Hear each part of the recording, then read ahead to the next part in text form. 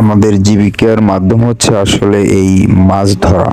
আমরা জেলে আসলে কিছু করার নাই, আর প্রশাসন দেখা যাচ্ছে ধাপড়ায়, কিন্তু জীবিকার তাগিদে এখানে বারবার আমাদের এই কাজটা করতে হয়। আসলে এই জাল ধরা নিষিদ্ধ, কিন্তু প্রশাসনও বা কি করবে? এই সরকার যদি আমাদের দিকে একটু খোলা আশা করে একটু তাকায়, যে এই উপকূলীয় জাতীয় মানুষ আমরা যে কি খেয়ে বাঁচবো, কি করব, হাহাকার করতেছি ভাই।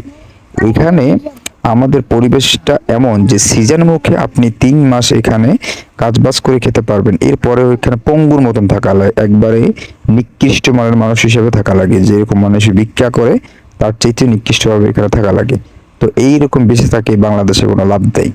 এই বাংলাদেশে দেখা যাইতেছে আমাদের যদি সরকারি কিছু না করে, তাহলে আমরা কি খেয়ে বাঁচবো? এটা তো দেখতে হবে যে হাজার হাজার মানুষ এখানে দেখেন, এই যে জেলেরা আছে, এই জন্য এই যে প্রশাসন ধাপড়াচ্ছে। এটা তো ধাপড়া কেন? এটা তো নিষিদ্ধ, এটার জন্য ধাপড়াচ্ছে। কিন্তু আমাদের জীবিকার তাগিদে রে ভাই, আমরা তো মানুষ।